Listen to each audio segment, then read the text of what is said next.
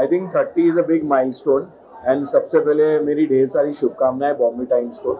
I think it's one of the leading publications and Bombay times ने लोगों को अपने न्यूज़पेपर के ज़रिए एंटरटेन किया है। बॉलीवुड में क्या चल रहा है सारी खबरें लोगों तक पहुंचाई है। I think it's a fab thing that they've completed 30 years now and I have been associated with them for the longest time. तो मैं बहुत खुश हूँ कि मैं सेलिब्रेशन का हिस्सा बन पाया हूँ and I think another 30 to go.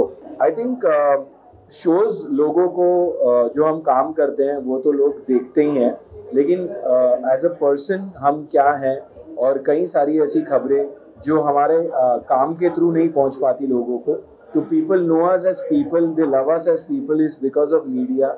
वो जो हमें आजकल तो स्पॉटिंग है, पहले स्पॉटिंग नहीं हुआ करती थी। Actually there to be articles and interviews.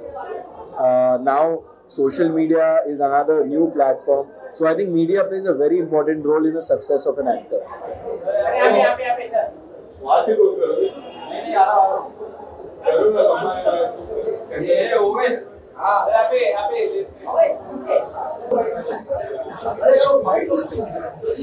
यहाँ पे नीचे थोड़ा सा आगे बराबर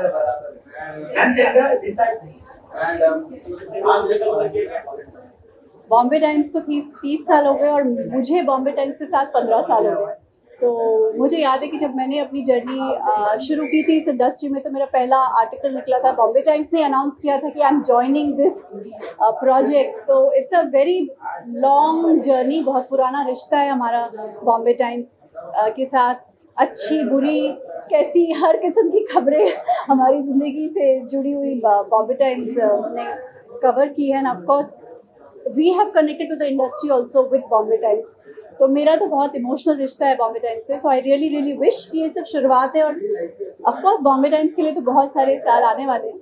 मेरा और बॉम्बे टाइम्स का ये रिश्ता जो 15 साल पुराना है, I hope this becomes 30 and 45। I hope so.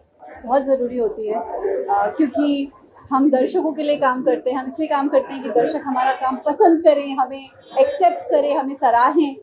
और कई बार हमारी जो पर्सनालिटी है, जो हम कहना चाहते हैं, जो हमारी छवि है, वो लोगों तक मीडिया पहुंचाती है। तो जितनी मीडिया को हमारी ज़रूरत है उतनी हमें उनकी ज़रूरत है। बदलाव ये हो गया है कि पहले मीडिया के ज़रिए या जो पब्लिकेशंस थे वो कुछ कम थे, कुछ न्यूज़पेपर थे, कुछ न्यूज़ चैनल्स थे। अब बहुत सारे डिजिटल पोर्टल्स आ गए हैं, बहुत सारे ऐसे पोर्टल्स हैं जो सिर्फ सोशल मीडिया से बड़े हुए हैं और पनपे हैं।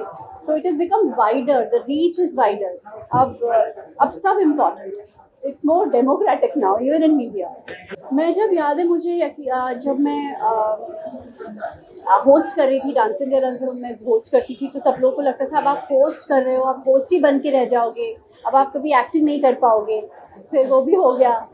फिर मेरी शुरुआत जब भी मेरे से फिल्म से हुई थी, तो तब मुझसे मीडिया ने कहा था कि आपने ना छोटे रोल से शुरुआत किया है, हो सकता है इससे आपको फिर आप बड़ा कुछ ना कर पाओ। तो ज़िंदगी के हर पड़ाव में हर जगह ये क्वेश्चंस और सवाल और इनसिक्योरिटीज़ रहती है। लेकिन मुझे ऐसा लगता है कि कोई डेफिनेशन, कोई रूल और कुछ भी ऐसा नहीं होता है कि यही रास्ता है आगे बढ़ने का। You never know, life is full of surprises. Thank you so much.